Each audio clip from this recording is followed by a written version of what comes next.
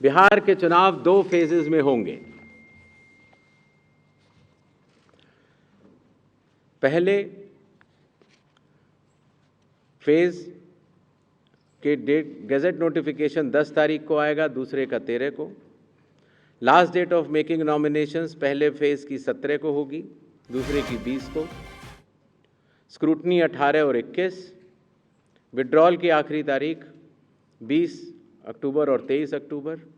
और date of poll 6 नवंबर Thursday और दूसरा 11 नवंबर ट्यूसडे।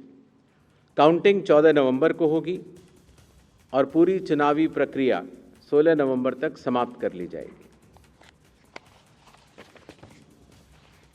नेक्स्ट, जो बिहार के 38 जिले हैं उनको 2 भागों में बांटा गया है।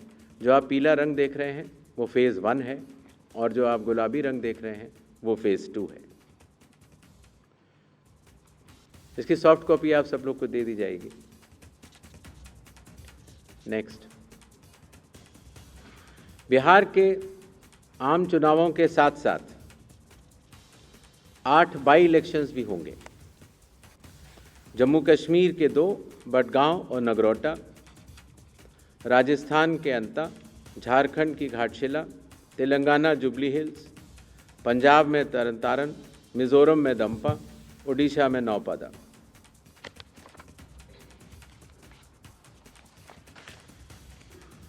इनकी तारीखें भी अलग अलग कॉन्स्टिट्यूंसी के हिसाब से यहाँ पर दी गई हैं। डेट ऑफ पोल लेकिन सबका 11 तारीख ही होगा और काउंटिंग 14 नवंबर को होगी। इसके साथ कुछ चीज़ें हम ज़रूर बताना चाहेंगे। तो बिहार चुनाव से जुड़ी इस वक्त की बहुत बड़ी खबर। पहले चरण का चुनाव 6 नवंबर को, दूसरे चरण का चुनाव 11 नवंबर को, यानी कि 2 चरणों में बिहार चुनाव होंगे। और देखिए इस वक्त की बहुत बड़ी खबर आपको बता रहे हैं। आखिरकार जिसका इंतजार था वो तारीख अब हमारे सामने है। देखिए पहला चरण 6 नवंबर को और दूसरा चरण 11 नवंबर को, और नतीजों की तारीख भी बता दी गई है। 14 नवंबर को नतीजे आ जाएंगे। और देखिए जैसा कि हम अंदाजा लगा रहे थे, अनुमान लगा रहे थे कि क्या इस बार भी बिहार में विधानसभा के चुनाव 3 चरण में होंगे। नहीं, ऐसा नहीं है। और इस बार राजनीतिक दलों की मांग को देखते हुए 2 चरणों में चुनाव को संपन्न कराने की बात निर्वाचन आयोग की तरफ से की गई है। 6 नवंबर और 11 नवंबर पहला चरण और दूसरा चरण होगा और नतीजे भी महज 3 दिन के अंदर यानी 14 नवंबर को नतीजे भी घोषित कर दिए जाएंगे। आपको बता दें कि 23 नवंबर को बिहार में विधानसभा भंग हो रही है और उससे पहले नई सरकार का बनना अनिवार्य होता है और इसीलिए 14 नवंबर को नतीजे के साथ ही नई सरकार बन जाएगी। और इसी बीच ये बड़ी खबर आपको बता रहे हैं, बिहार में चुनाव की तारीखों का ऐलान हो गया है। 6 नवंबर और 11 नवंबर। संतोष, और नतीजे का दिन 14 नवंबर रखा गया है, यानी कि ज्ञानेश कुमार के मुताबिक जो मुख्य चुनाव आयुक्त हैं 16 नवंबर तक बिहार में सारे काम पूरे कर लिए जाएंगे। पहला चरण 6 नवंबर को, दूसरा चरण 11 नवंबर को और नतीजे का दिन होगा 14 नवंबर। किसकी सरकार बनेगी बिहार में, कौन इस बार सत्ताधीश बनेगा, यह 14 नवंबर को तय होगा। जो इससे पहले कयास लगाए जा रहे थे कि क्या पहले एक चरण में चुनाव होंगे। नो योर कैंडिडेट ऐप से भी आप देख सकते हैं। और अगर कोई भी प्रत्याशी या राजनीतिक दल मॉडल कोड ऑफ कंडक्ट का वायलेशन करता है तो सी विजिल की ऐप पर आप बता सकते हैं, 1950 पर भी आप बता सकते हैं या ऑब्जर्वर्स को भी बता सकते हैं। राजनीतिक दलों से भी निवेदन रहेगा कि वो हर पोलिंग स्टेशन पर चुनाव आयोग द्वारा पारदर्शी चुनावों के साथ सहभागिता करें और हर पोलिंग स्टेशन पर अपने बूथ लेवल एजेंट्स को नामित करें।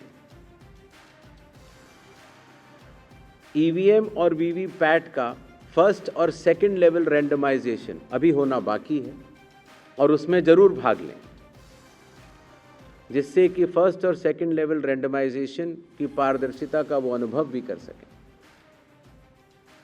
इसी तरीके से जब स्ट्रांग रूम से ईवीएम और वीवीपैट निकाली जाएंगी या वापस रखी जाएंगी तो कैंडिडेट्स की उसमें दस्तखत भी होते हैं और वो उसको सजगता से देखें। मतदान से पहले जो मॉक पोल होता है उसमें अपने पोलिंग एजेंट्स को ज़रूर देखने को बोलें। 90 मिनट लगभग पहले ये शुरू होता है, लगभग 50 वोट डाले जाते हैं नोटा सहित, जिससे कि ये स्पष्ट हो जाता है कि ईवीएम और वीवीपैट्स में जो भी बटन दबाए जा रहे हैं वही स्लिप गिर रही है और उसकी गणना भी की जाती है। राजनीतिक दलों से ये भी अनुरोध है कि वो जो पोलिंग एजेंट्स को नामित करें वो पोलिंग स्टेशन के अंदर ही रहें और मतदान केंद्र छोड़ने से पहले, मतदान पूर्ण जब हो जावे तो छोड़ने से पहले अपना फॉर्म 17C, जिसमें कि प्रिसाइडिंग ऑफिसर ये दस्तखत करके देते हैं कि ईवीएम में इतने वोट पड़े, लेकर जरूर जाएं। मतदान पूर्ण होने से पहले न चले जाएं। मॉडल कोड ऑफ कंडक्ट का सभी राजनीतिक पार्टियां और प्रत्याशी अनुपालन करेंगे, ऐसा चुनाव आयोग आशा करता है। और साथ ही साथ जब आखिर में जब काउंटिंग का समय आता है तो अपने काउंटिंग एजेंट्स को भी नामित करें और सजगता के साथ जो काउंटिंग हो रही है उसका भी अवलोकन करें। मीडिया से भी थोड़ा अनुरोध है।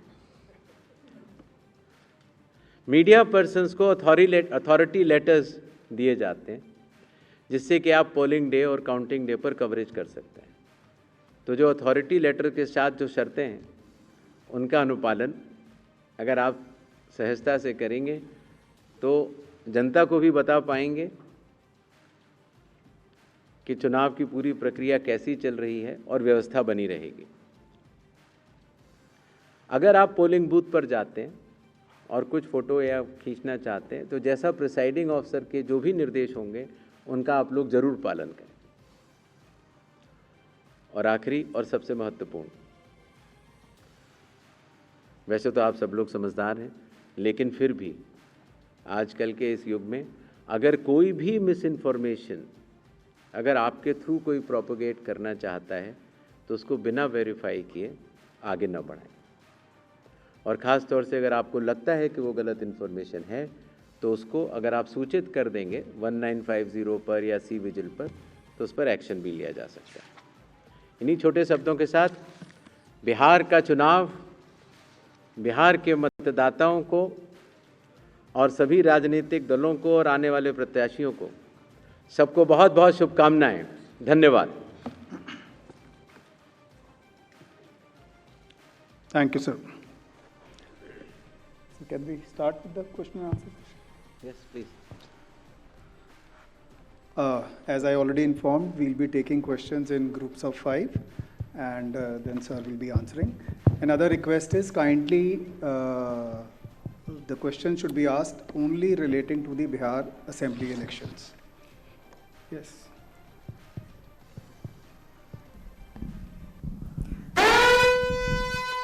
जिन तारीखों का इंतजार पूरा बिहार कर रहा था, बिहार के 8 करोड़ मतदाता कर रहे थे, वो तारीखों का ऐलान हो चुका है। पहले चरण का चुनाव होगा 6 नवंबर को, दिन होगा गुरुवार का। दूसरे चरण का चुनाव होगा 11 नवंबर को, दिन होगा मंगलवार का। और इसके बाद नतीजों का दिन होगा 14 नवंबर। 14 नवंबर को रिजल्ट आएगा, नतीजे आएंगे और दिन होगा शुक्रवार को। शुभी, अब वाकई संतोष, आज से ठीक 1 महीने के बाद अगर हम गौर फरमाएं तो आज 6 अक्टूबर की तारीख है और ठीक 1 महीने के बाद यानी 6 नवंबर को बिहार में पहला चरण का चुनाव कराया जाएगा और दूसरा चरण 11 नवंबर। ध्यान से इस तारीख को बिहार की जनता देख ले, क्योंकि इस लोकतंत्र के महापर्व में आपको बढ़ चढ़कर हिस्सा लेना है। और देखिए, ये बड़ी खबर आपको बता रहे हैं, बिहार में किसकी बहार। 14 नवंबर को काउंटिंग होगी। इस वक्त की बड़ी खबर आपको बता रहे हैं, 2 चरण में चुनाव होंगे।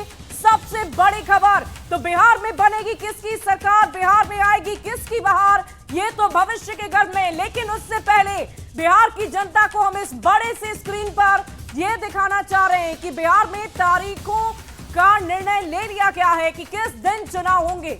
और शुभी, जो सबसे महत्वपूर्ण बात है कि पहले चरण में 121 सीटों पर वोटिंग होगी, दूसरे चरण में 122 सीटों पर वोटिंग होगी और इस तरह से ये 243 सीटों पर जो रिजल्ट आएगा वो 14 तारीख को आएगा। 6 तारीख, 11 तारीख, 6 नवंबर, 11 नवंबर, ये है चुनाव की तारीखें, यानी कि मतदान की तारीखें। और 11 नवंबर को 122 सीटों पर चुनाव होंगे और 6 को 121 सीटों पर चुनाव होंगे। 14 तारीख को रिजल्ट यानी कि काउंटिंग होगी। 2 चरणों में चुनाव संपन्न हो रहे हैं। और देखिए, राजनीतिक दलों की बात करें तो पहले ही राजनीतिक दलों ने जब इलेक्शन कमीशन या निर्वाचन आयोग के साथ बैठक की थी तो उस दौरान इस बात की चर्चा की थी कि कोशिश की जाए कि पहले एक चरण में ही चुनाव को संपन्न करा लिया जाए। जेडीयू ने सबसे पहले ये डिमांड रखी थी। और देखिए, एक चरण में तो नहीं, लेकिन बिहार में 2 चरणों में अगर संतोष हम बात करें तो पिछले कुछ सालों की अगर बात की जाए तो 5 से 6 चरण में बिहार में चुनाव संपन्न होते रहे, 3 चरणों में भी हुए। लेकिन ये मुझे लगता है पहली दफा ऐसा होगा कि 2 चरणों में बिहार में ही चुनाव को संपन्न कराया जाएगा।